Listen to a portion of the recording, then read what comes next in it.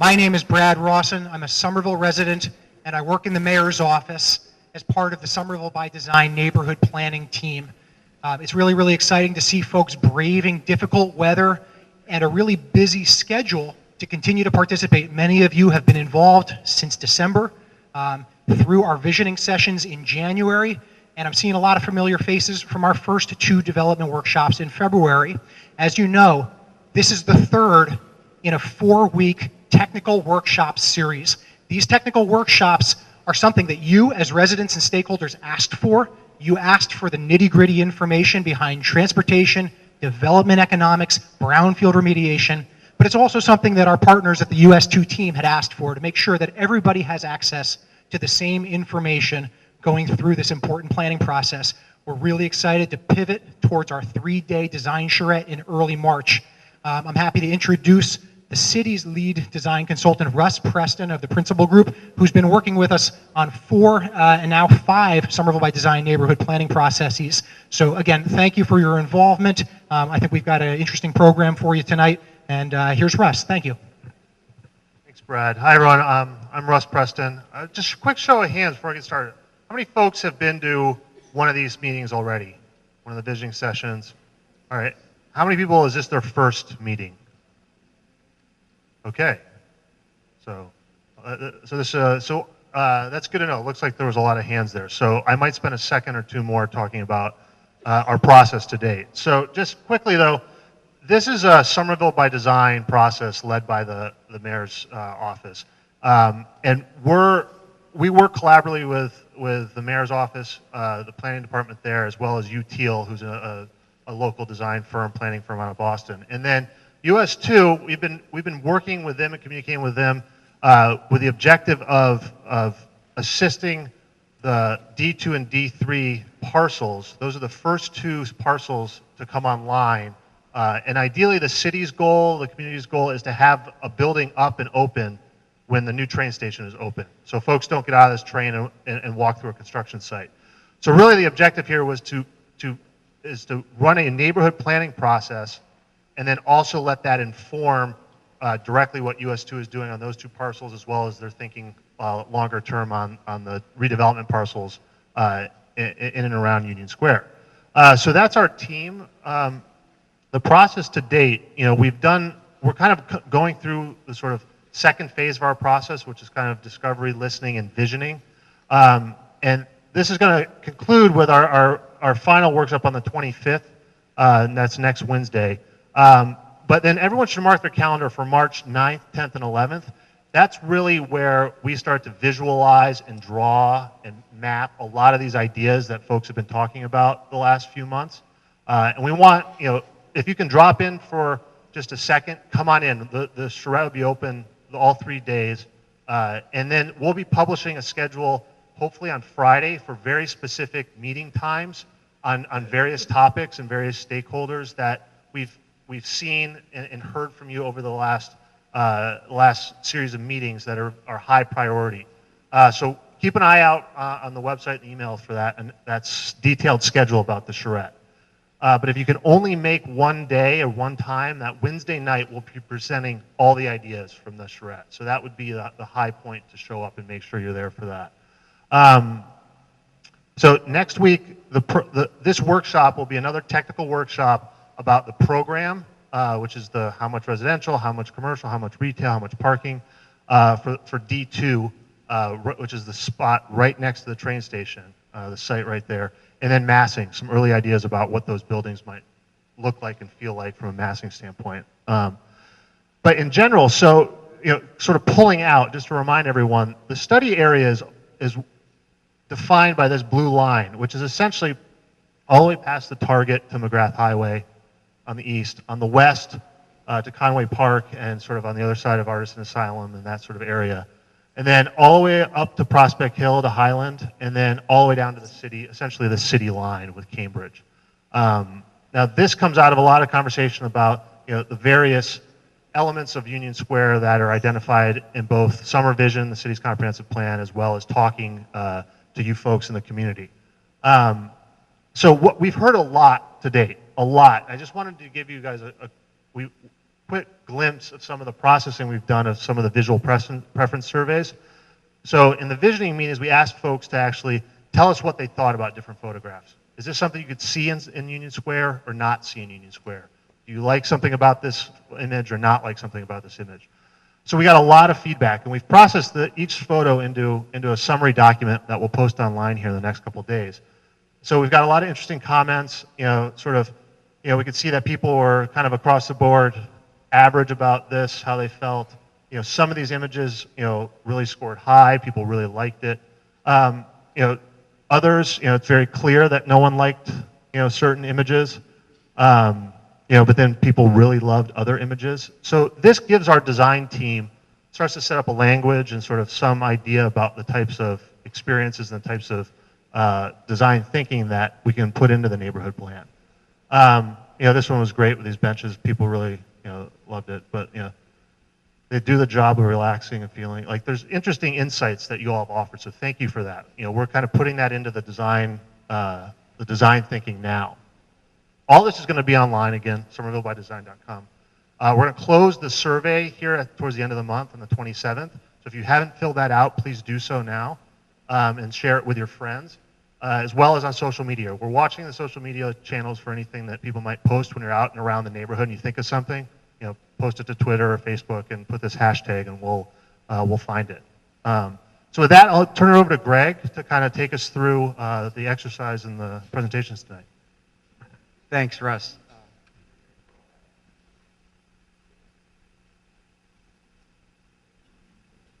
Good evening. My name is Greg Karcheski. I'm with US2, the master developer partner with the city for the Union Square project. Good to see a lot of familiar faces in the crowd. Tonight, as appreciated Rush's introduction, it's our third in a workshop series. Tonight we're focused on really project realities. So transportation as a core issue for the square, how we're going to deal with the industrial past of some of the sites in the square, so brownfields, and then really about infrastructure, which is an important topic to everybody. Our mission here is really to collaborate with you to create a viable and vital redevelopment plan for Union Square that helps us all realize the visions that was laid out in Summer Vision for Union Square. Our role is to really engage and listen and then synthesize and create. And we're excited. Next week is going to be very focused on starting to think about program and massing for D2 and D3. We're really going to synthesize, a lot of the discussion we've had up until this point. So tonight's agenda is really going to be focused on three main topics. We're in between items 2 and 3. We're going to take a break for questions, and then after item 3, we're going to take a break for questions, and then have an exercise related to transportation. I'm joined by 3 of our team members. I have Elias Rashmawi from Stantec, who's going to cover the Brownfields, item 2. Frank Holmes from Stantec, who's going to give us some insights into infrastructure in the square. And lastly, Ralph Danisco from Nelson Nygaard is going to talk through some of the transportation issues and considerations in the square. So, why is it important to discuss these issues? Why do we want to really isolate one of the workshop topics to cover these topics, or to cover these issues? Really, infrastructure and transportation are fundamental to our ability as a group to really create what's envisioned for Union Square. And I think it's no surprise to anybody in this room that both the infrastructure and the transportation networks in the square are strained. We've seen evidence of flooding. We've seen backups on the roadways and some of the intersections. The city's been very proactive in developing plans towards remedying a lot of those challenges. Some of them are going to be enacted immediately. Others are a little bit longer term. The redevelopment of the square actually is going to add new users to the equation, right? We need to be mindful of how those new users are going to impact what already exists. But really, the redevelopment of the square offers an opportunity through the investment that's going to be made and through the economic development that's going to occur to help to really spur and really fund some of those infrastructure improvements. And so our collaboration collectively to kind of optimize our solutions around these topics is important. So with that, I'd like to turn it over to Frank Holmes from Stantec to give us collectively some insight around infrastructure. Thank you, Greg. So hi, I'm Frank Holmes from Stantec. I'm a civil engineer, and I'm going to talk a little bit about infrastructure improvements that are planned both by the city and by US2 as part of the redevelopment of Union Square. So the first slide that we're going to look at here looks at drainage, and I'm sure everyone who's familiar with Union Square is aware of some of the issues associated with stormwater in the square. And just to talk a little bit about the reason for some of the problems that have been experienced in the past. About 2/3 of Somerville drains through Union Square, is collected in the stormwater system. It runs down Somerville Avenue and brings water to the McGrath and O'Brien Highway, where it enters into a pump station and then it is pumped away towards Boston Harbor. So there's no natural outlet from this area. It's a historically low-lying area, and we really rely on existing pipes and pumping systems that have a finite capacity to them. And so short, intense storm events have resulted in flooding events where the pipes and the pumps just can't keep up with rates of flow. So the city has been proactive in looking at solutions and improvements to the infrastructure system to help alleviate the duration, the extent, and the magnitude of such flooding events. And so what we're looking at here in this slide with the red dashed line is a concept that is being worked on by the city's consultant, Parsons Brinkerhoff, that would be implemented in the summer of 2016, so next summer. And what the concept is to provide storage, essentially, for stormwater, so that when the downstream infrastructure of the pumping stations is exceeded, water has a place to be stored underground, underneath Somerville Ave, instead of backing up into the street system. In addition, in Union Square, in the plaza area, the brick plaza area, there's an opportunity that is being conceived right now for additional storage in tanks that would be placed underneath that area.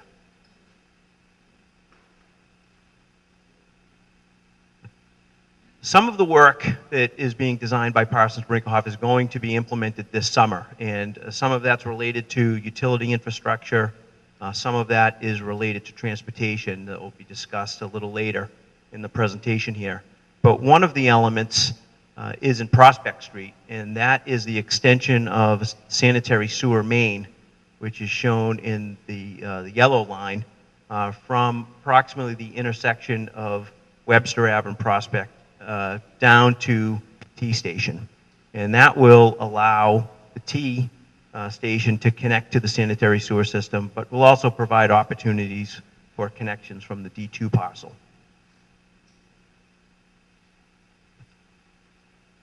With respect to the water distribution systems in the area, people familiar with the Union Square area know that there are issues with low water pressure, and that's an issue both for providing service for domestic water, but especially for fire protection systems and the amount of water, the rate and volume of water that's needed for fire protection systems would be required for the redevelopment.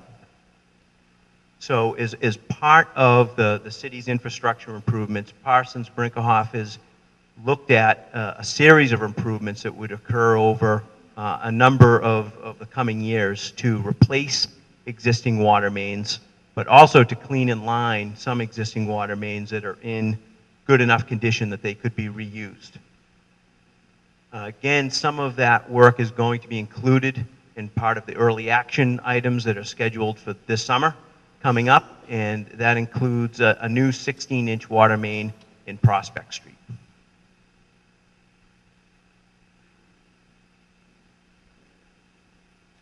And lastly, what I want to talk about in terms of utility improvements is an idea that's being explored now with the development team in conjunction with the city and with the utility companies that would extend fiber optic lines from McGrath and O'Brien Highway down Somerville Avenue to the Union Square area. The concept right now envisions a new duct bank that would be installed in the summer of 2016, and that work would be completed in conjunction with, at the same time as the stormwater improvements that will result in excavating into Somerville Ave to place stormwater storage. Here what we're showing, and this is very high level conceptual at this point, but we're showing that the D2 and D3 parcels and showing concepts for utility connections from those development parcels to the existing or new infrastructure in Prospect Street and in Somerville Avenue. And the point that we want to make here is that the development team is working in close conjunction with the city and with Parsons Brinckerhoff, the city's consultant, with goals that are aligned for infrastructure improvements. So we are coordinating with Parsons Brinckerhoff. We understand the issues, for instance, associated with stormwater challenges, and development of the parcels will include means to detain stormwater on site and to reduce the rate and volume of stormwater that is leaving the site and discharging into the city system. Next few slides I have are just some precedent images and ideas of some ways in which that could be accomplished, handling stormwater. So one way could be rain gardens, either at the edges of the development or on the development parcels themselves. And rain gardens are ways to hold on to stormwater, to allow it to be detained on site, perhaps infiltrated, and also to support plant communities that can have an aesthetic benefit to the project site. Underground detention is an idea that it would likely be incorporated at some level. This is an image of a project that Stantec worked on in downtown Boston, where roof water from a building was detained in underground storage tanks and allowed to be released slowly into the city system. And other ideas could include green roofs, which on top of the buildings, there could be soil and vegetation that would allow some water to be absorbed and reducing the amount of water that is discharged into the city system. There's another idea, a very nice image of a green roof in New York City. And so again, another idea of a precedent that could be incorporated in the development parcels. So in summary, I'd like to wrap up by just noting that there are significant improvements that the city is making for infrastructure in Union Square. Stormwater management is a big focus of that, given the problems that have been experienced in recent years in Union Square. And the city is looking to, as much as is feasible, to reduce the amount and frequency of flooding. The development of the individual parcels in Union Square will look to have goals that are aligned and to further help reduce impacts to the infrastructure system with stormwater as well as with the other public and private utility systems. And so with that, I'd like to turn it over to Elias to talk about brownfield considerations. Good evening, everyone. Thanks for being here.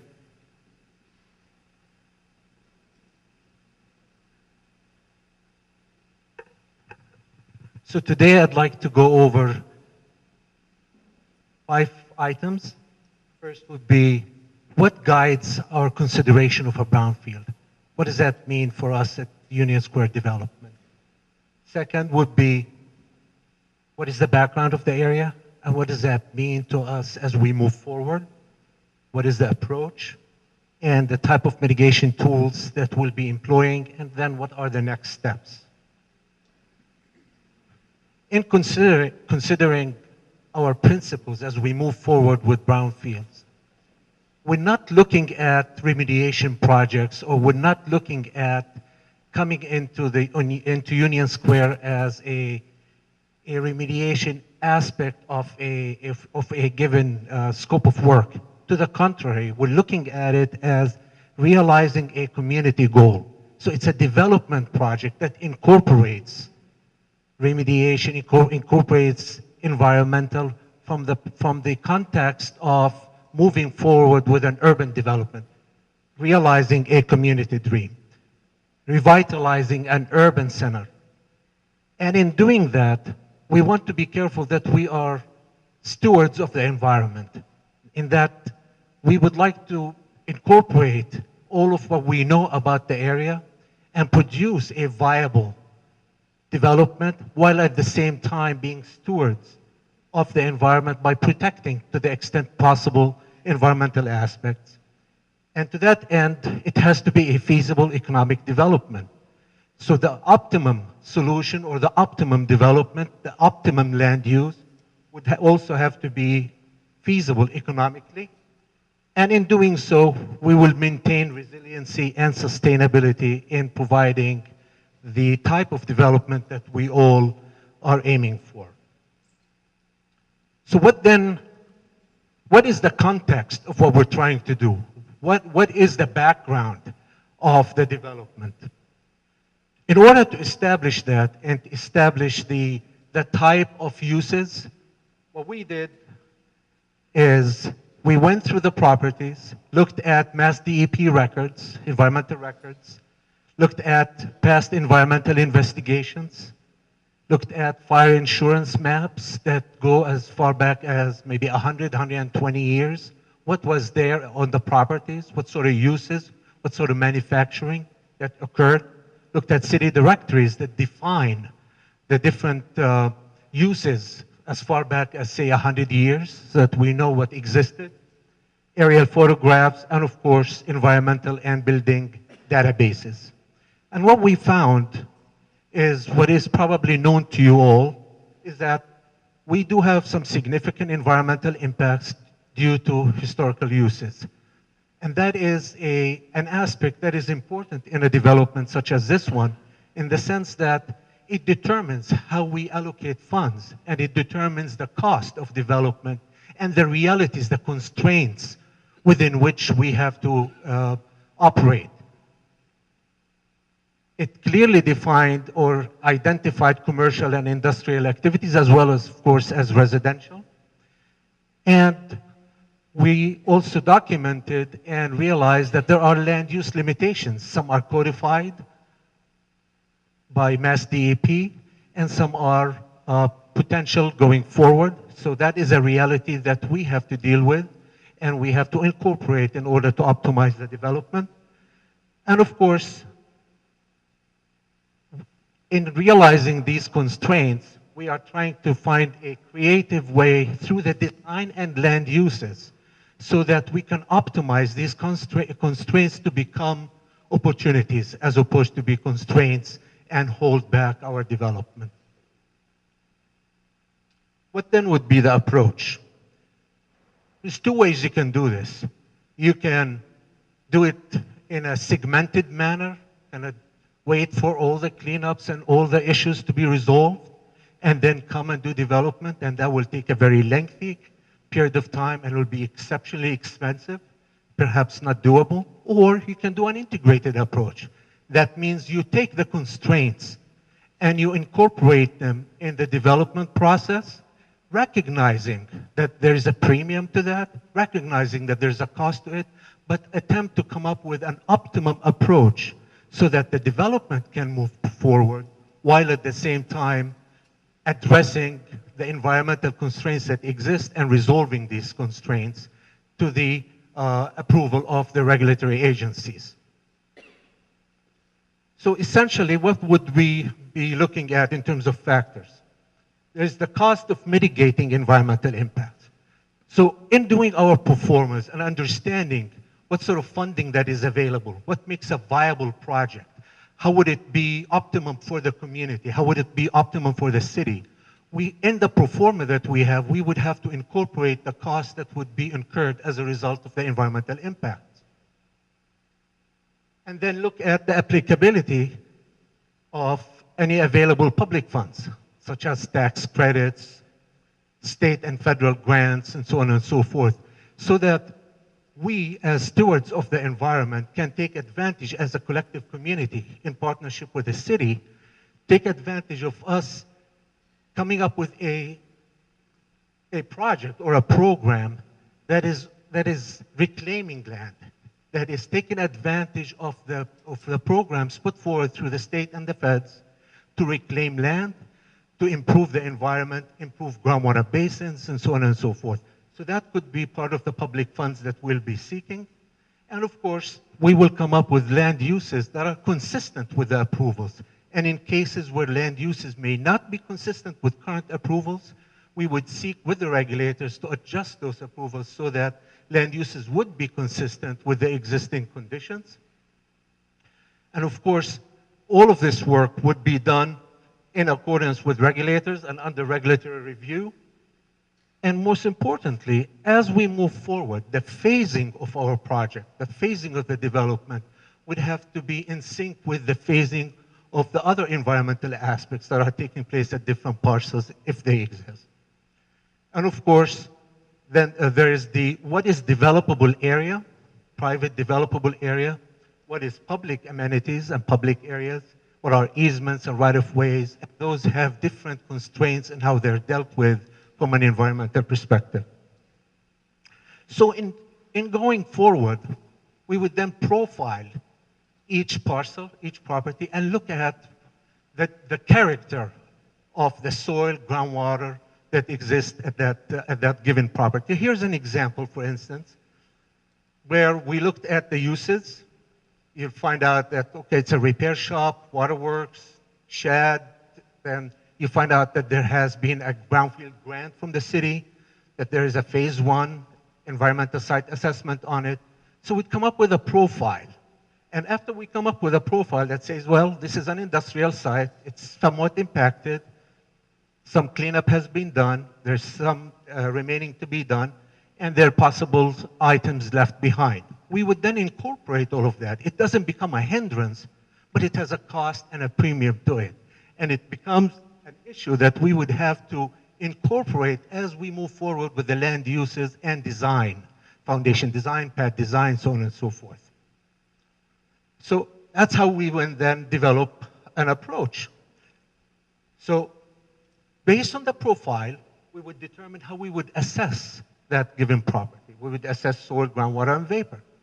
And we would employ risks-based assessments so that what we're looking for is protective of public health and the environment simultaneously and equally. Public health and the environment simultaneously and equally, and that defines how we will be and are stewards of the environment and stewards of public health. And so in that case, we would, in order to get there, we would need to satisfy regulatory requirements, and we will come up with a mitigation methodology for all the hazards that have been left as a result of the yesteryears, the industrial past. There will be different approaches to that, and then we will eventually come up with an optimum, and that's critical, an optimum land use and an optimum design that is fiscally and financially viable so that it can become real and that we move forward with a development that is in fact viable and that can be touched and seen, and we go vertical. In doing our mitigation measures and in addressing all of these, we clearly would be reliant on US EPA and Mass DEP in all of the regulations that apply. And so we would be considering things like, what are their deed restrictions? Properties that are impacted sometimes have restrictions by government agencies. Thou shalt do 1, 2, or 3. So we would look at that. What are those restrictions? How does that define the type of work that we'll be doing? How does it define the uses? What are the sensitive receptors? So we would consider that, and we would consider how we would actually modify it, if possible, to, again, work within the program that we have, that the community would put forward. And of course, we would look at what sort of engineering controls that are integrated currently or that may have to be integrated in the future, such as in some cases there are areas that are capped. In other areas, for instance, stormwater is running in an area where there is high groundwater. We would look at all of these engineering aspects to come up with that optimum approach. We would look at vapor intrusion into building and breathing space if it exists. And of course, the grading, soil handling. How much soil would have to be cut? What sort of soil is it? Does it really have to be cut? or can we adjust our engineering so that we don't impact the environment to the extent that if we would just blindly look at projects, we would essentially cut a whole lot of soil and create an environmental impact that's probably not very desirable. So we would want to optimize, again, from a stewardship perspective, as well as from a fiscal responsibility perspective, so that the development is viable, both in public sense and private sense, so that it can actually go vertical. We look at groundwater quality improvements, if there are waste areas for cleanup, subsurface features such as tanks, pipes, trash pits, things like that. So what then are the next steps? The steps that you've all worked so very hard on to get to where we are. Well, it's a focus on assessment. We will be going through an assessment to know scientifically what we have in terms of soil, groundwater, and vapor. And then we'll incorporate that in our planning, primarily with your input through these types of meetings and other mechanisms. Determine our zoning and land use, massing, roadways, utilities, open space, and whether or not we can afford to do subterranean floors or whether they're viable or not. And that's when we start our design, the foundation type. Is it on piles? Is it spread footing? What sort of pad elevation it is? Where we put our grade relative to the road? Utilities. And then, of course, all of that is done in coordination with regulators so that we can have a land use conformity. That means land use and environmental status are conforming so that we can move forward and get approvals.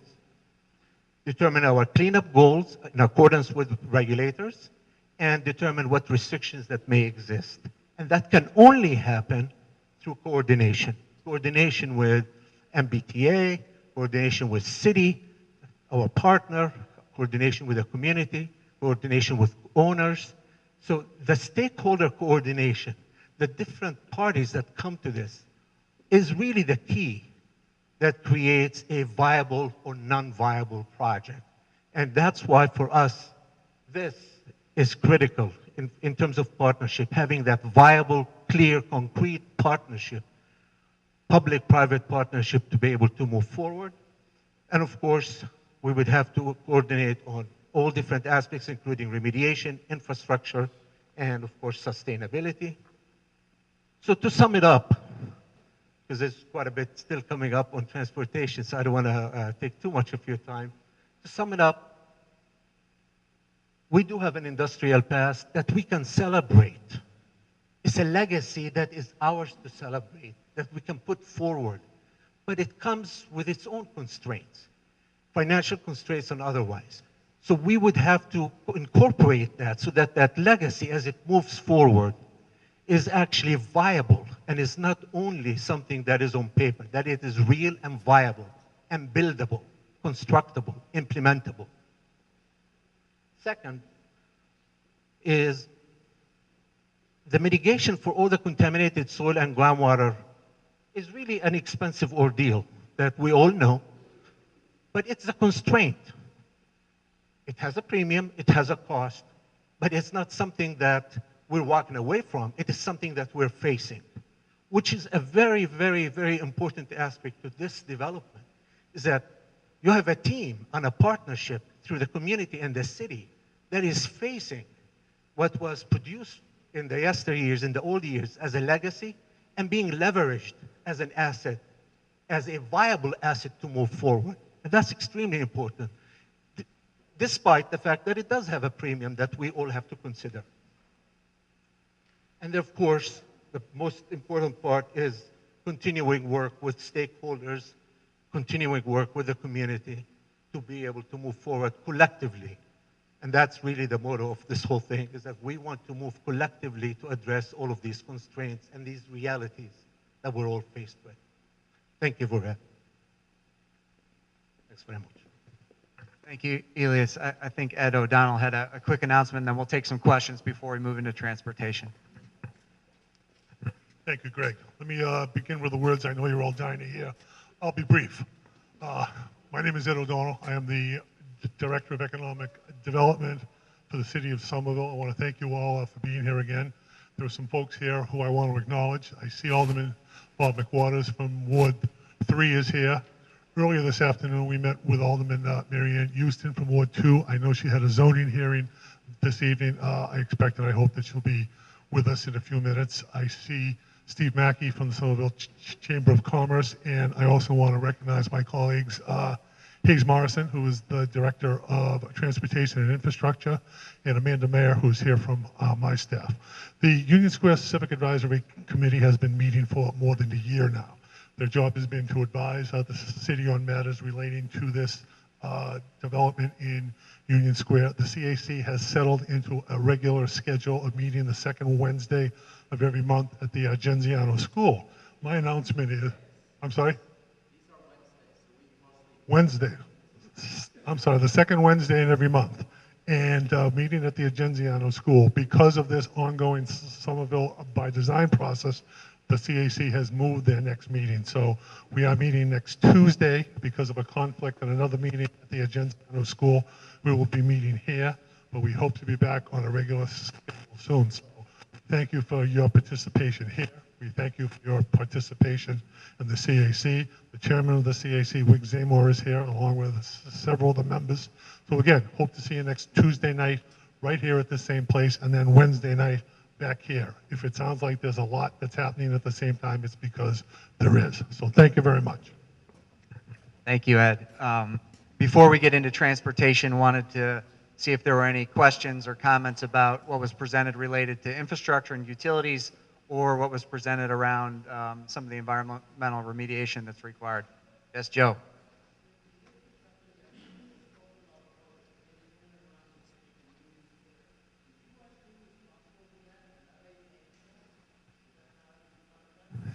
That's a good question, and I'd love to be able to say that we could, afford to pay for all that. It's going to be a partnership with the city. I think the city is right now focusing on, how to funding sources for the long-term plans that were presented here. I think it's likely to rely on some of the development and the economic impact that comes out of that through taxes or jobs or whatnot to access, public funds and some of the things that are out there to help offset those costs. So. Hayes, I don't know if you have anything to add to that, but that, okay. Yes.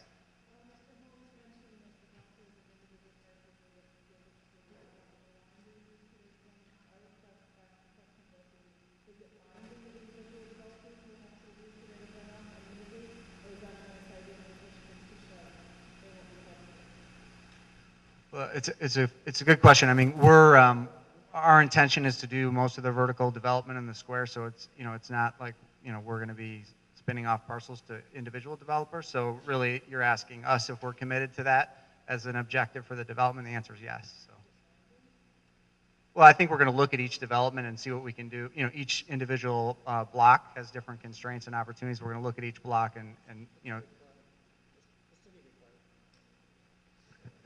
Just to jump in really quickly, great question. The city has what we call an impervious surfaces ordinance, and that means that under zoning, individual property owners, whether you're a mom and pop owner of a two-family home or a large development interest, are not allowed to result in net increases in impervious surface that, of course, would be associated with increases in stormwater runoff. This stuff happens all the time in our neighborhoods. And this rule was put in place about 3 years ago after working through a community process. So it's a good rule, and it's a good question. Thanks, Brad. Yes, Joe.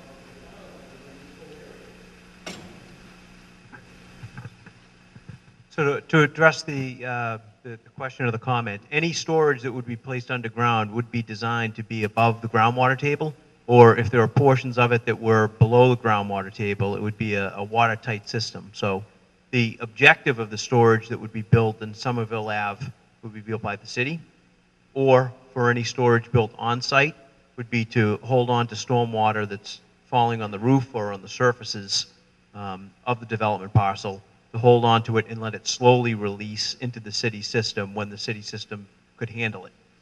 But we would be cognizant of groundwater conditions, of water elevations below grade, and the systems would be designed so as to not intermix with groundwater, if that answers the question. It would be. So as part of the, no, it will be. It will be. So the storage that's going to be built in Somerville Avenue, that long stretch that I showed that goes from Union Square down to McGrath and O'Brien Highway, along that stretch, the sewer would be separated along that entire length. Yes, along Somerville Avenue, that's correct.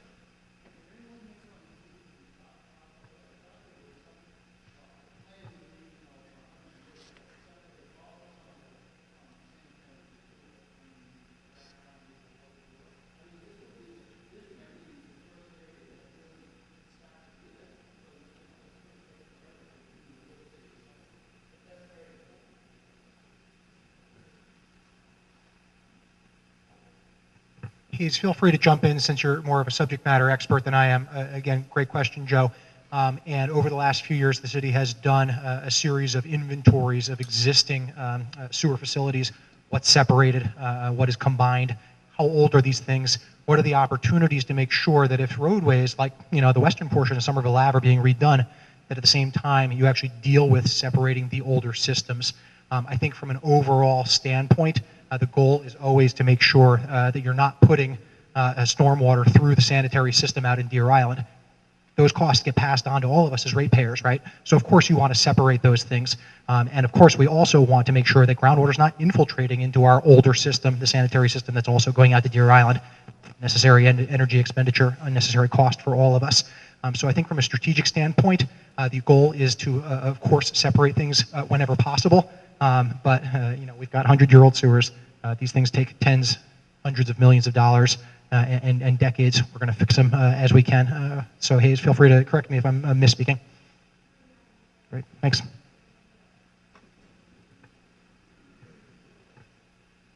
Tim.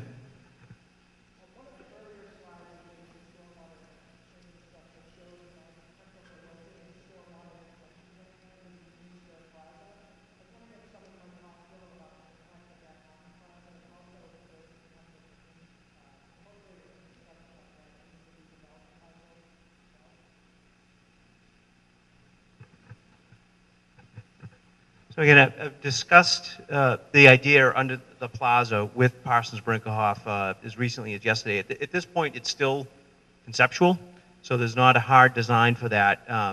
What I think, even the stormwater improvement shown along Somerville Avenue is still in the planning phases, and that is a little further along in the design, and that's being modeled right now by Parsons Brinckerhoff to assess how effective it would be.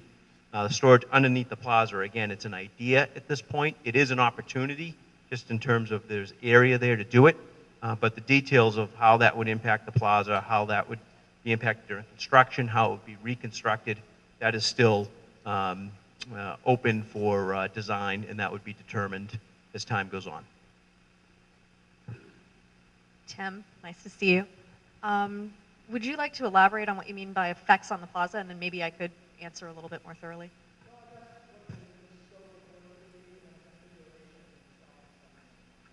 Sure.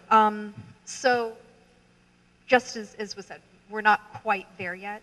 The intent always with the area, though, was to look at all open space and to upgrade open and public space and improve it in the square. And that is part of the idea of kind of rehabbing the plaza, if you will. And then it does present itself as a really good opportunity to get some of that stormwater detention that we so desperately need within the square. It would have an effect. I mean, there would be construction, and it'll be quite deep when that does happen.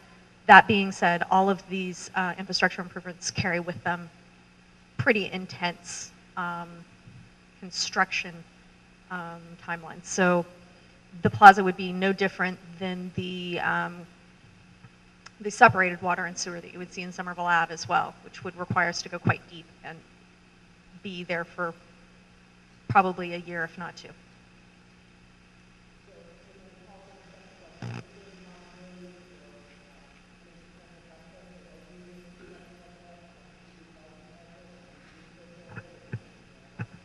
No, it's a great question, Tim, and it's something that our team has been looking at. That as we get into it, some of the considerations that we look at as we test feasibility of those kinds of ideas are: where's the groundwater level, for example, under D2, and then the environmental condition of the property as well is an important consideration, because obviously if we're going to dig for a tank, as an example, to remove that material has an additional cost associated with it.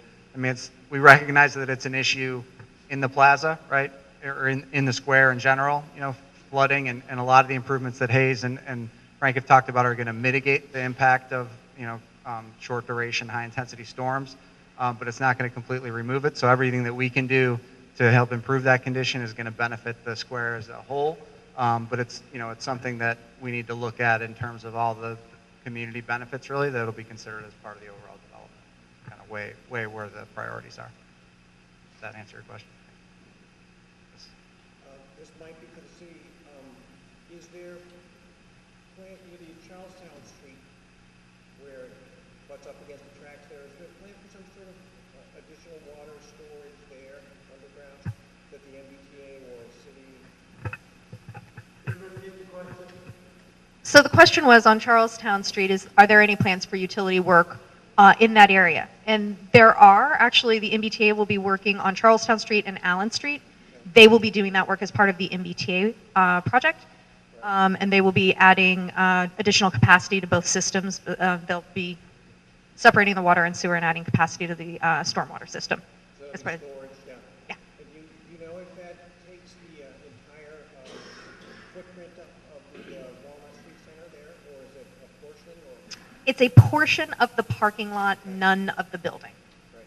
So, and the MBTA is working with community alternatives to figure out exactly how that's going to impact them and work together to mitigate that. And is that on a near-term timeline? You would have to ask the T, I imagine. So, considering that the station is on time to open, As well as the water line going down? Yes, absolutely. Allen Street, I think it is? Yeah. Yes. Okay, thank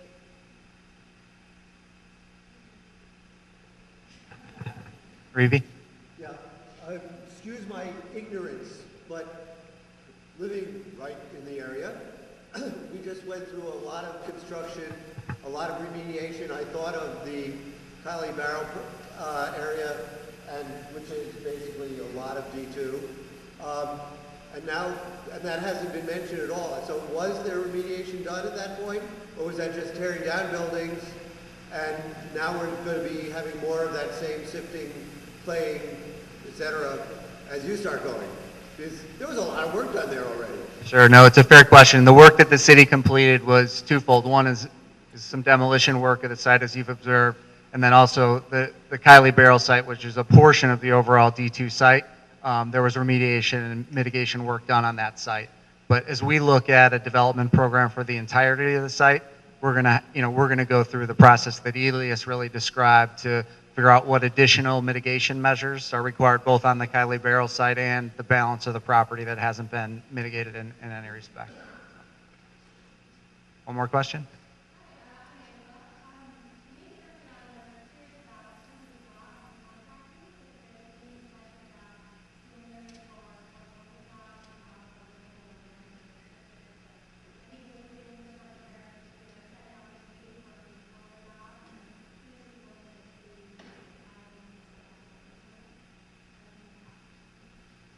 I mean, I can speak to, at last week's session, we focused on creating an employment center here in Union Square, and one of the topics that we talked about was local job opportunities. And, we're committed as a development team to give priority to qualified local residents for jobs, both during the development phase and construction phase, as well as in the operational phase. We've also instituted on past projects programs for minority businesses and women-owned businesses as well as veterans. So, those are things that we're open to continuing to pursue in this development. So, you're welcome. Thanks for the question. I think what we'll do is, Joe, one more question? Sure.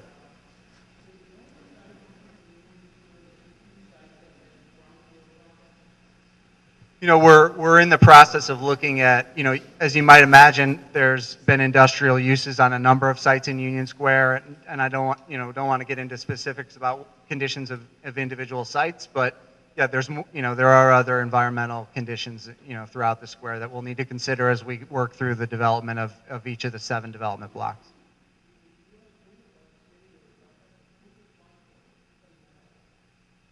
Well, it comes down. It's going to be on a individual basis as we go through each parcel, and it'll be. Well, the city, as Reby asked, the city did a portion of the work, and then we're going to be responsible for the balance of the work as we implement our development program. And as Elias mentioned, we're going to, as we go through the process, look to access some of the support from the state government and the federal government to offset some of those costs as we go forward. Okay, well, appreciate all the questions and comments.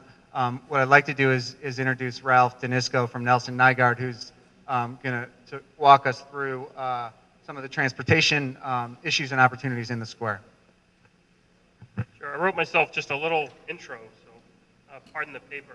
But I think what I'd really like to do is just, this presentation is going to help us understand and present the transportation context of Union Square. There's going to be a lot of data and information on all the different modes, how people get around Union Square, and show how things are changing, some of the things that are planned or are happening, and really start to think about what are the implications of those things, what are the issues and opportunities that those things present for how we approach the planned development here in Union Square. I've got a lot of slides. I will try to go through them relatively quickly, but it's no secret. Transportation is changing nationally, right? There's a whole new series of apps, the whole sharing economy, just the way people think about access and mobility is changing completely. A lot of these services that are existing now and are coming into the fore, they're going to continue to evolve and emerge, and they have huge implications for Union Square. And Somerville is changing as well, right? Can you hear me? Hold this up. Okay, thank you. I don't like using microphones. Usually I'm loud enough, but if anybody can't hear me, just really close. All right. Lots of changes. Like this? Like this. Okay. Lots of changes, obviously, in Somerville as well. Policy changes, physical changes. I'm going to walk through some of them. And probably none as dramatic as the change in zoning. The draft zoning that's out there is some of the most progressive zoning that I've seen around the country in terms of how it deals with transportation and access and mobility. This is all background for how we're thinking about how can Union Square get back fully to its multimodal roots. I love this old picture with the trolley and all the people walking in the street, but still, lots of shared space here, but maybe it can be organized a little better, certainly in what we're thinking about here.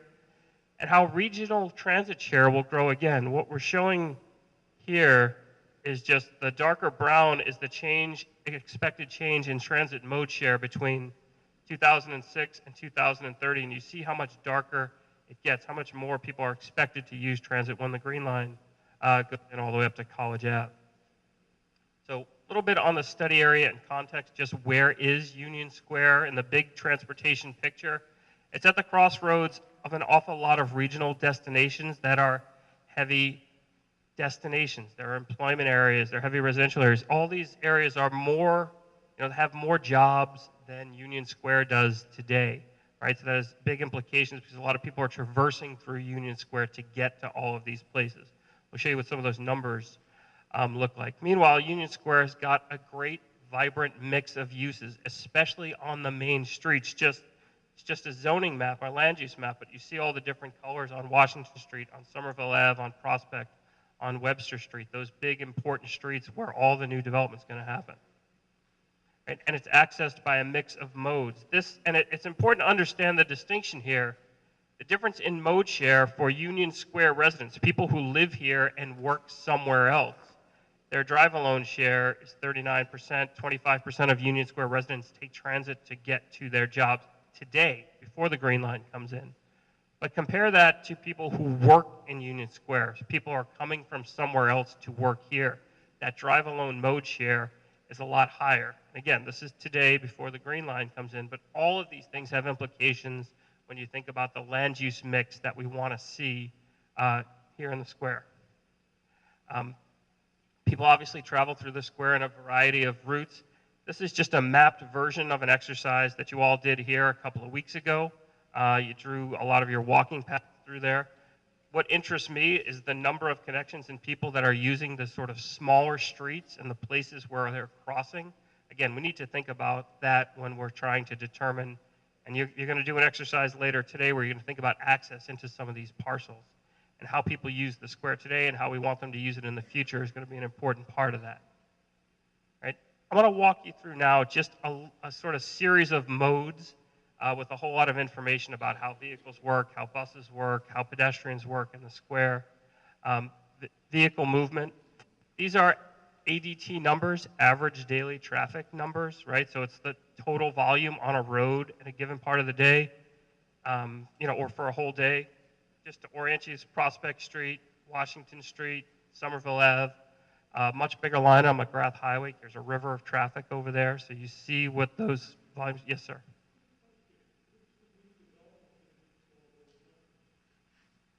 I think we have to talk about regional development. We have to talk about local development as we think about what's going to happen here in Union Square, and we have to do it within the context of the changes that are being planned, right?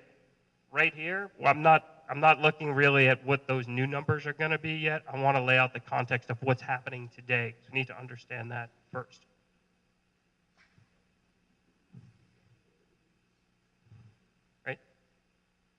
And what we did here was we just mapped, and a lot of this information comes from the streetscape study that the city's already doing with some early action items to improve how operations work in Union Square.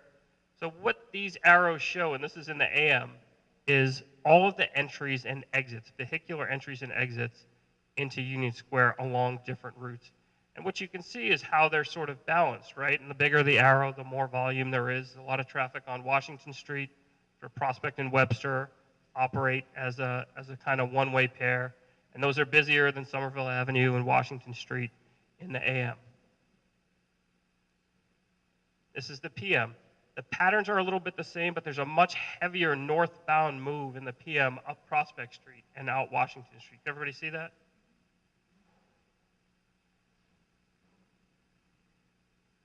People are behaving in a certain way because the one-way patterns dictate how you're able to move through Union Square today. So we're just highlighting where some of those one-way streets are, which means there's a lot of extra circulating traffic that happens. And the streetscape study that the city's doing did something really fantastic. It's information you don't usually have in this kind of effort, is they did a sort of origin destination where they followed cars so you can see where people entered and where they exited the square, so where those main patterns were. I just mapped a few of them. I could show you 100 of them. But if you look at, in the AM, traffic that's coming up Prospect Street, right, so the full volume of it, 54% of the traffic coming up Prospect Street is ultimately headed out Washington Street towards McGrath Highway and Sullivan Square in the AM, right? Southbound traffic, a lot of the 61% of the traffic entering from Washington Street is ultimately headed down Prospect or Webster Street, right? Which has huge implications because you're seeing all those folks are forced into this sort of congested section of Somerville Avenue. A lot of the eastbound traffic that comes on Somerville Avenue is ultimately just continuing down Somerville Avenue again in the AM. But there are expected changes here. So things that are being talked about. Certainly the potential changes to McGrath Highway, both short-term and ultimately if it gets grounded and becomes a different type of street, that's going to have implications for how people behave here. The ability ultimately to take a left turn northbound onto Somerville Avenue so you don't have to do it on Washington Street will change the way people access Union Square. And then also the eventual or the short-term change of Prospect and Webster Street from one-way streets to two-way streets. So you eliminate a lot of that vehicular traffic that just circulates in and around Union Square. Right? This is something that the city's looking to do. There was a 25% design meeting about a month ago, and designs are progressing since then. The idea is that this will be implemented in the next year or two. And I, for one, think that it's a phenomenal thing because it's going to help distribute vehicles through the square. It's going to reduce the burdens on any one street. And if you think about just level of service, which is the way traffic engineers measure operations at an intersection, really in terms of delay, this is how it works today, and it works just like when you were in school with letter grades. A means there's very little delay. C and D are definitely sort of acceptable in an urban environment, and you get to E and F, and you're into what could be considered failing. When you go from the one-way to the two-way, what you see is that there's actually very little change in the operations at those intersections. It's a good thing. It means you can make those changes and distribute the traffic a little bit better without really changing the operations at one intersection. Right? I want to talk about parking as well. Oftentimes when you're talking about development, you spend all of your time talking about parking, how it's going to work, how much is needed. I really just want to give a little bit of a primer on how we're viewing parking. We have some information. We're going to get more through the course of this process. We did just a parking inventory of Union Square. We went out and counted all the spaces, on-street and off-street, public and private, that exist today. And you've got 3,200 or so spaces, and that's how it breaks down between on-street and off-street. And all these colors show you the different regulations and how they're governed in any given place. There's metered parking, there's time-limited parking, there's private parking, there's handicap spaces, there's all those things. And in 2009, there was a utilization study, which means you go out and you count all the cars in the spaces and see how full they were. This is now a little bit dated, it's 6 years old. But what it shows, if you look at the greens, show sort of less than 80% full. Those parking spaces in the reds are 80 to 90, and 90 to 100, 100% full. It's a lot more occupied. Is that at different times, there are spaces that are available. Again, this is 6 years ago. We're going to go out once the snow melts, hopefully, and count all these again, because we want to view how parking's working today. It's a great window into how it's going to work in the future with any new developments. And you've got a mix of land uses here. I'm going to talk through how different land uses affect parking, or how they use parking, or the demand that's generated from them. So, I went too far. Sorry. So, if you look at just within this area, what's the mix of land uses? You've got, 1.8 million square feet, believe it or not, of built space divided amongst all these uses, and another 1,400 or so housing units. Right? That's just baseline. That's what exists today, according to the city. Or a dry cleaner, or an office, or a medical office, or a doctor's office, or a daycare, or anything like that is going to have a different set of demands in terms of how they use parking, the kinds of how they generate vehicles. I want to walk you through a little bit of an exercise to show you what that starts to look like for the different uses, and then we've modeled that for the uses in Union Square. What we ultimately want to do is compare that to the reality of the parking, right? So that we can test how those mix of uses may reduce the overall need for parking. Don't go back. I will not go backwards. Obviously, that mix of uses is what makes Union Square special, and it's something we want to build into all of the things that are going to happen here. We want to do it in an appropriate way. So this is an example of what we're talking about. So this is sort of a cartoonish model of how residential parking demand is generated. On the bottom is just time of day. So from 6 a.m. all the way to midnight, what you see is, at 6 a.m., parking in a residential use is pretty busy, and then it troughs out in the middle of the day, and then gets busier as you get into the night. I showed you this earlier, right? 36% of Union Square residents drive alone to work. That's what's being reflected here. Those cars are going somewhere else, right? So the overall number of spaces you need isn't as much. The way we often think about parking is, 100 units requires 100 parking spaces all the time, that's it. But if you look at just the number of cars that are actually there at any given time, temporally, there's a change in that. If you compare that for different uses that all behave differently over the course of the day, if you think about just everybody needs their own parking space and it's just theirs and that's the only time they can use it, you end up requiring an awful lot more parking that ultimately goes unused during the course of the day. That has land use implications, that has environmental implications, policy implications, that has economic implications. So we want to think through this differently. And what we're really trying to understand is how does it behave in Union Square today? So if we took all of those land uses here, which we did, and said everybody's got to provide their own parking at the max that they're going to generate, you need 7,800 or so spaces according to those sort of national models to tell you this. In reality, you have about 3,000 of them now, right? If you just look at how each of those uses behaves over the course of the day, how many cars they're going to generate at 6 a.m., at 10 a.m., at 2 in the afternoon, at 6 o'clock at night, what you see is, that peak demand is lower than what the unshared version would be. But it still exceeds your supply because this still assumes that sort of everybody drives. What we want to be able to do is match how that behavior works with how Union Square works today. Sorry, dropped the mic there. You add lots of factors for vacancy rates, for the fact that a lot of people here take transit and don't drive or don't own cars, and we need to be able to create a model that's calibrated to Union Square and use that to view the kind of parking that's going to be needed to satisfy what we ultimately want to happen here. Right?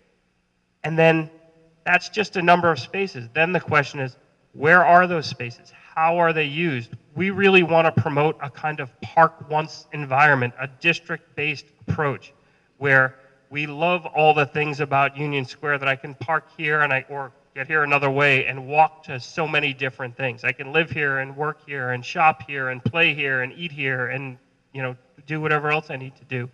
So creating an approach where you're building those parking spaces in places that satisfy multiple uses and then have robust connections between them helps to satisfy a lot of those things and to share that parking between the different uses, right?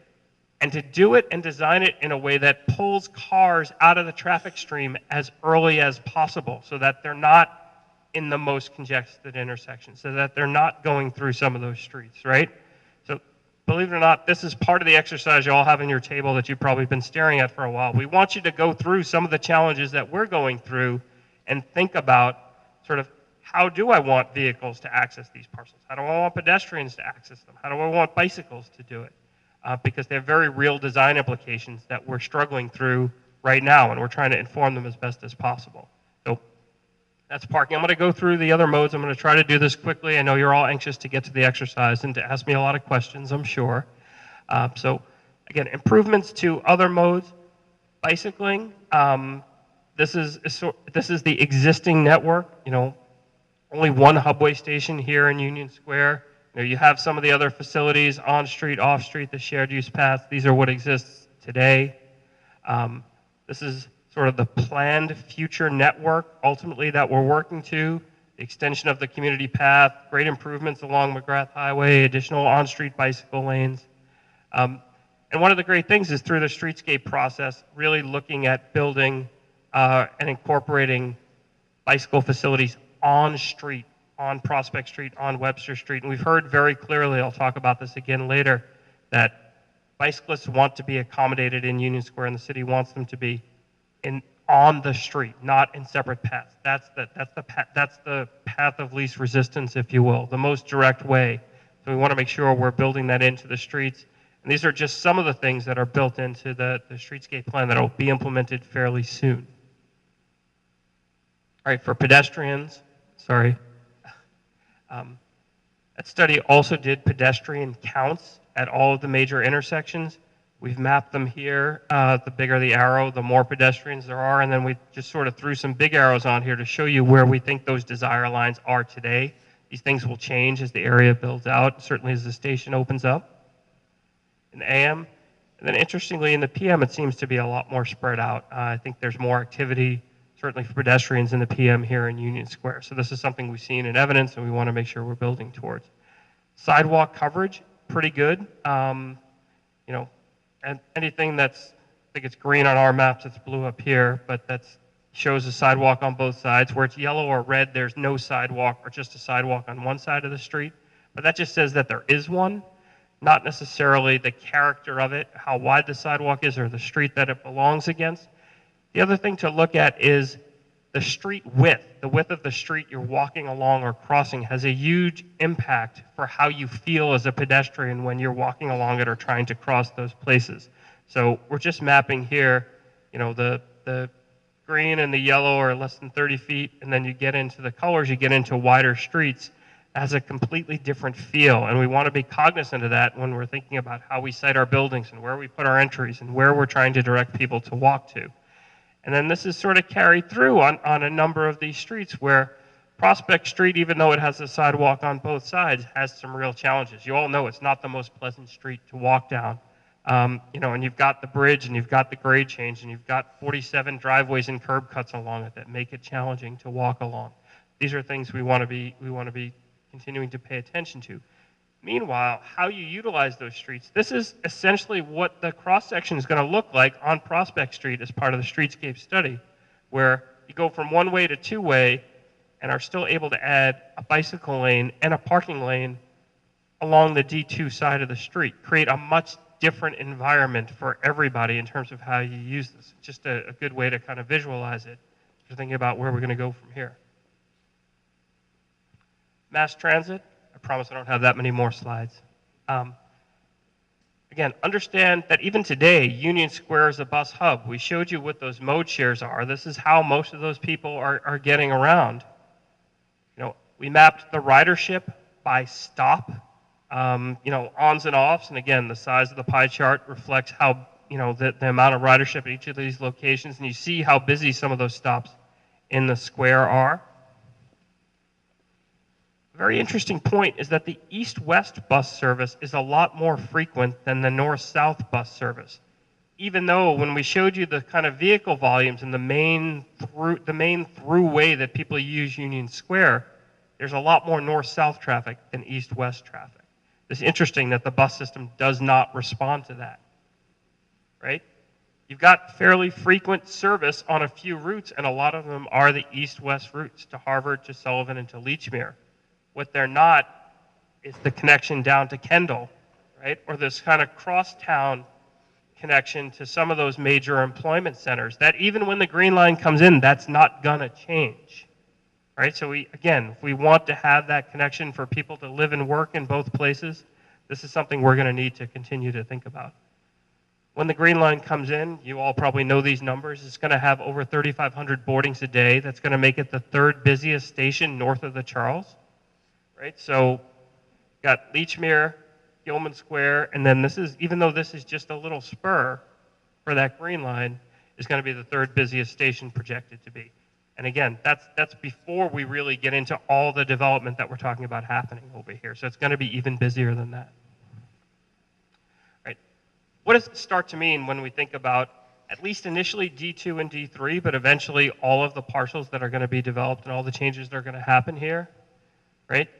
You have this map in front of you. We're going to ask you to do a little exercise where you try to look at the axis. And when you do, what we want you to be thinking about is all of the different ways people are behaving in and around Union Square, right? And the interaction between them, and recognizing that you're going to park and then you're going to be a pedestrian, or you're going to get off the train here and then you're going to want to walk over there, or you're going to take the bus to this stop or to that stop, or you're going to bicycle and you want to be as close to where you're going as possible, right? So you need to be thinking through all those things because they're the things the designers have to be wrestling with, along with all the other considerations that you've heard tonight and at the rest of the workshops. Quick, you know, some of the issues and opportunities we talked about, and some in a little more detail. You think about queues on Prospect Street, you think about those narrow sidewalks, you think about the width of Somerville Avenue, you think about the Green Line station and this still being a sort of barrier, you think about things like the N-Star substation that's not going anywhere and how do you have to accommodate those things. then some of the opportunities with changes in circulation patterns, or how can you pull vehicles out of the stream, or now you might be able to walk from here to there and you couldn't before. Those are all powerful changes here. So with that, actually I got a couple of quick summary slides that are really summaries of what we've heard at other workshops. And what we're doing is kind of continuing to present this information and to try to listen and get some feedback about what it all means and what are the implications of it. So that's just a version of what we mapped earlier and sort of showed you. Again, we talked to the bicycle committee and think about some of the real challenges. So when you think about how you're going to design bicycle access, something we heard, sharing ramps with cars. So do bicycles enter the site at the same place that vehicles do to enter the parking facility, or should they have a separate entrance? Should it be worked differently? Right? These have real implications for each of those design pieces. So this is the exercise we're going to ask you to do, but I want to stop and give folks an opportunity to ask questions, clarifying pieces. Where's Greg? I don't know if he's going to come up or if you want me to just do it myself. And then have Russ walk you through the exercise. Thank you. Since we're on the edge of Somerville, to what degree do we need coordination and cooperation from Cambridge? That's a kind of a loaded question, right? So, yeah, I mean, from a traffic and transportation standpoint, you'll need. Sorry. The question was, since we're on the edge of Somerville, adjacent to Cambridge, to what level do we need Cambridge's coordination and cooperation in any of the things that we're going to recommend here? And I think at this stage, what we want to do is make sure that we are looking beyond just our borders to understand what's happening, not just here, what we may propose, but what's happening on the Cambridge side as well. Because if there's new development or circulation changes or access changes on the Cambridge side, that's going to have an impact in Somerville, right? There's a much more even regional component of that because, as we showed you, a lot of the vehicle traffic and even the transit routes are using Union Square, but they're not always providing the benefit to Union Square. And if there's a change somewhere else, that's going to have an impact here. We need to understand those. From a permission standpoint, I'll let the city answer that question. Just so folks have a sense of confidence, our staff meets with our counterparts at the City of Cambridge and the City of Boston, and of course our other neighbors in Arlington and Medford on local issues and on issues of regional significance. So most recently, there was a really interesting regional collaboration around the future of the McGrath Highway. And I think that we saw members of all those four communities speaking with one voice that a more human-scaled roadway that serves local users as well as the regional desire lines is what we're all after. So that kind of coordination and collaboration exists. 20 years ago, lots of folks will tell you here that that might not have been the case, and the City of Cambridge may have been interested in essentially passing off regional truck traffic to the City of Somerville, right? And I think we would all kind of recognize that. Today, things have gotten much better. Thanks.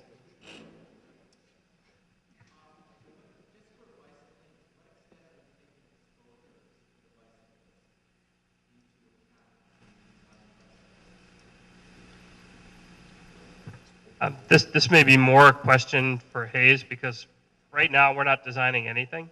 I think what we're trying to show, really, what we're trying to understand is what it look like today and what and changes here, so we can start to think about what else we may need to do. Right? Some of the facilities that I've shown you here are changes that are already being proposed as part of other efforts. And we're just trying to make sure that we're replicating and getting the right context for. Brad, maybe you should be standing up here the whole time. As a four-season bicycle commuter who lives in West Somerville and commutes to City Hall and spends a lot of time at community meetings in all parts of our city, I spend a lot of time thinking about what I'm inhaling when I'm behind delivery trucks, MBTA buses, construction vehicles, and older model automobiles. And I think about the trade-offs associated with whatever benefit I'm getting from my daily exercise, commute, and what I'm inhaling. what our goals are is to make sure that people are safe and have a choice. And part of that means, frankly, getting more cars off the road. So the solution set that the city and its partners have been looking at about things like returning Prospect and Webster to a two-way pair, we believe diverts traffic from some of the highest desire line bicycle routes, like Webster Avenue. That factors very much into our planning, but so does regional off-street path facilities, like the one that's currently being extended, obviously, that many folks here have been working on for far longer than I've been here. Some of those facilities will be built over the next couple of years. We need to give folks more choices for off-street bicycling as well for safer, more dignified on-street choices. Sure.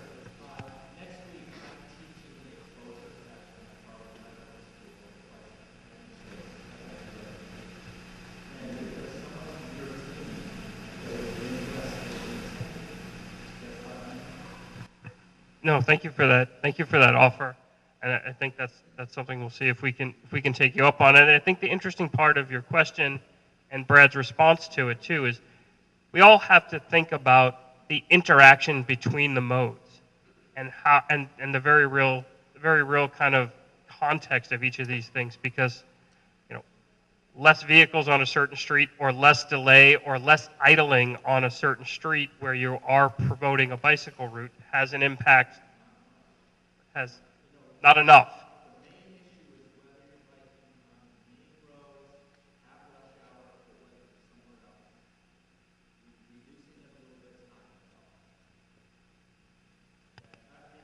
Maybe we should take the class.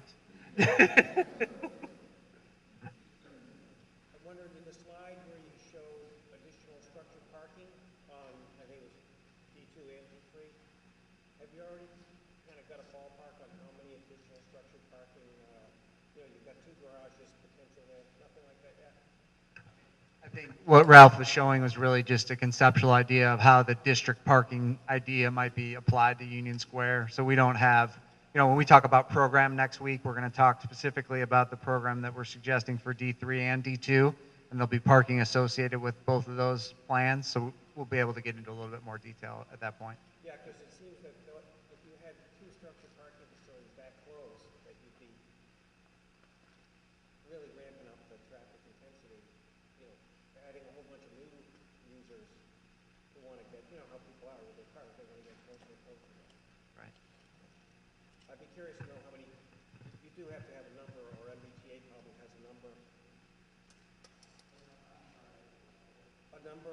envisioned for parking next to the T-stop? I don't believe there's any parking specifically that's proposed as part of the MBTA station for that.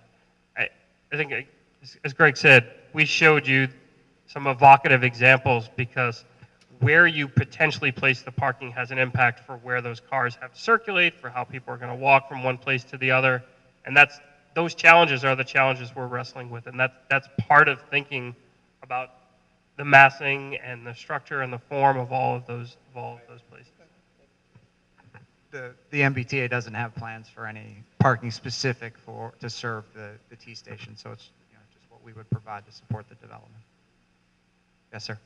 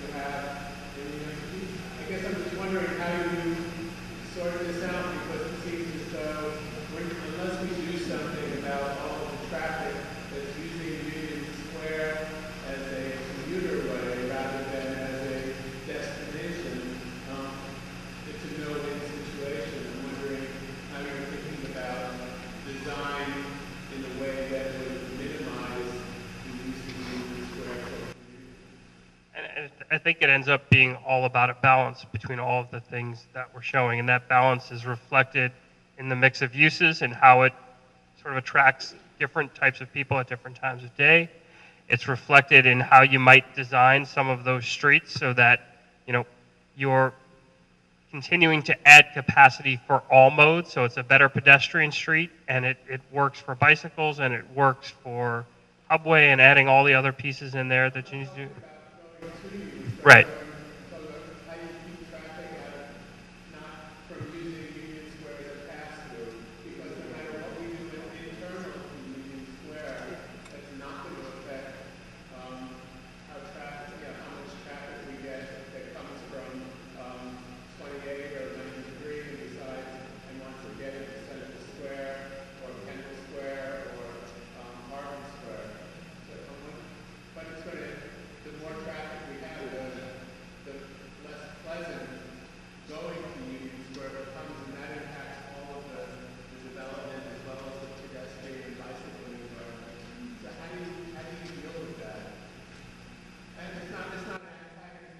No, and I understand, and I think that's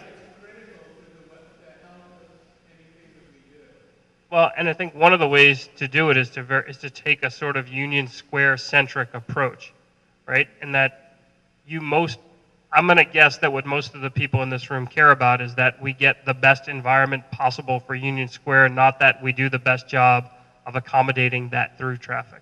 So you have to start from a position of saying, how do we get this environment to work best for all the things that we're trying to achieve here? And if that crowds out some of that through traffic, then that's a kind of good thing for the square, right? And you have to take that as a sort of balance.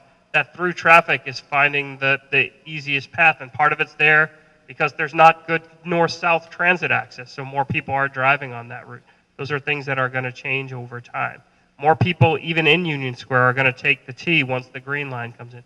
That's going to change how some of those patterns work, right? So there's a little bit of a dance involved with understanding how all those factors play together. But you don't want to start from how do you best accommodate that regional through traffic. You're asking one of the most important questions about this mobility problem. It requires a design solution. So the story I think of is Times Square in New York. How many folks have been to Times Square recently? So most folks remember it as being a congested, unsafe area of New York. But what New York did is they went through a place-based approach to how they could modify the transportation going through and around Times Square. And what they found now, after documenting this over the last 4 or 5 years, that those pedestrian improvements have gone in, and that the roadways have been closed, and new plazas have been built. They've actually found that pedestrian injuries have gone down. Businesses along the sidewalks, their economic impact has gone up.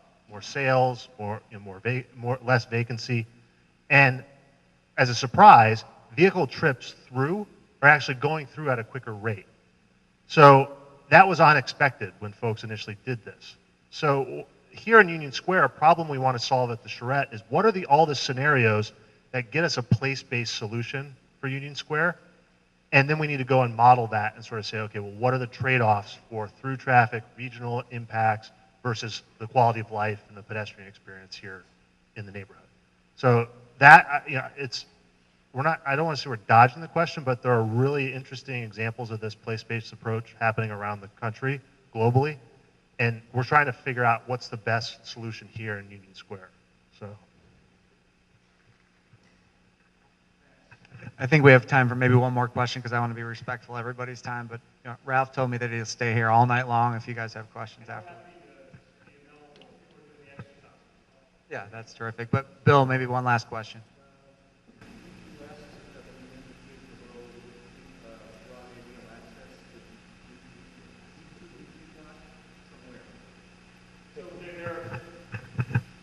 There are more detailed, well, actually, we had it on a previous sheet.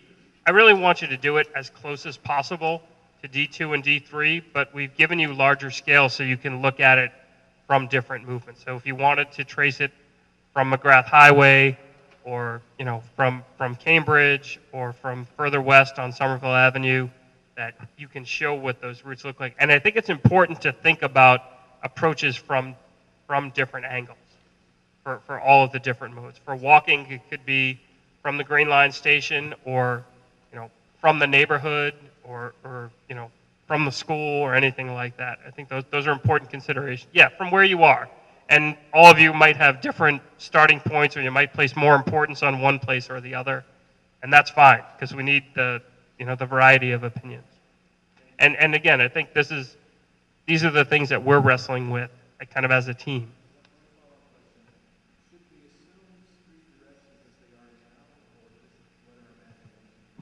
You should probably assume the two-way scenario for Prospect and Webster, and we've drawn that in there. It's got red arrows, at least.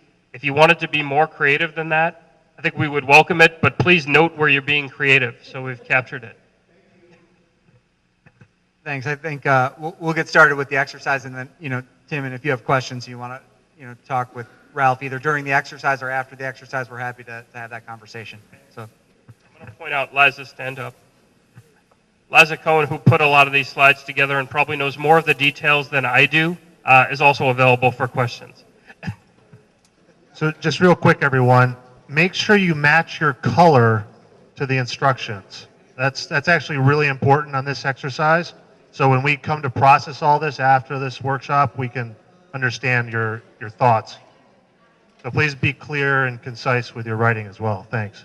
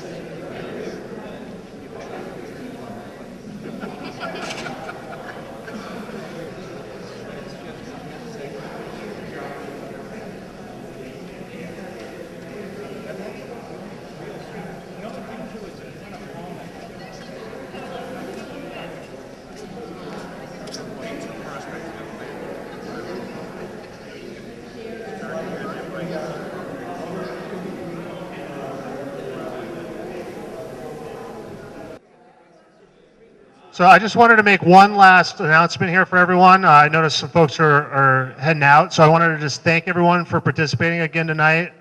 We had almost a full house here, so that was great.